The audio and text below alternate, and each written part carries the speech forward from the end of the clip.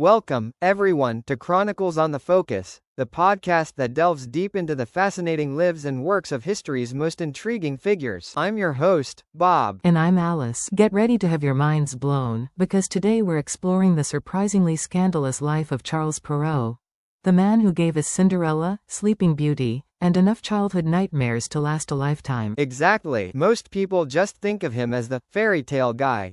But Charles Perrault was so much more than just a purveyor of happily ever afters. He was a high-powered government official, a literary heavyweight involved in a major intellectual brawl, and, as we'll see, a bit of a royal drama queen. He was born into a wealthy Parisian family in 1628. Talk about good timing for a future fairy tale magnate. He was born on January 12, by the way. Mark your calendars, fairy tale fans. He had a stellar education, studied law, and then decided government service was more his speed. But instead of filing paperwork all day, he ended up involved in some seriously high-profile projects. Oh, he was busy. He helped establish the Academy of Sciences, played a key role in designing the stunning Louvre colonnade, beating out the legendary Bernini in a design competition. Imagine the drama. Apparently, Bernini was a bit of a diva and Perrault, with the help of Colbert, saw to it that Bernini didn't get the job. That's some serious palace intrigue. The shade. And get this, Perrault's even credited with advising Louis XIV on creating the fountains in the Versailles Gardens. 39 fountains,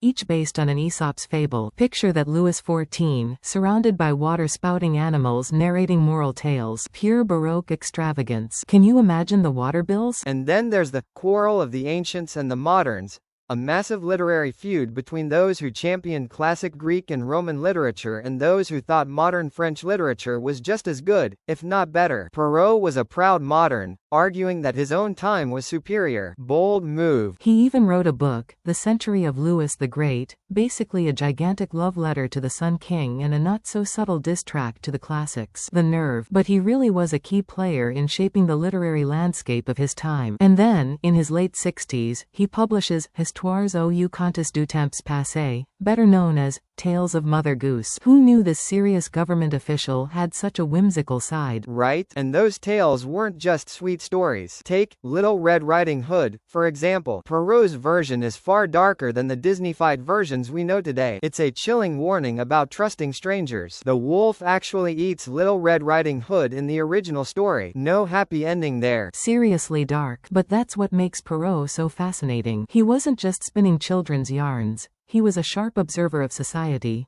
weaving in social commentary and moral lessons within his seemingly simple stories. His tales continue to be adapted and retold, proving that his work has a timeless appeal, even if the original versions are a bit more terrifying. So next time you're tucking your kids into bed with a story of a glass slipper or a sleeping princess, remember the man behind the magic, Charles Perrault, the surprisingly scandalous author who gifted the world some of its most enduring fairy tales. That's all the time we have for today, folks.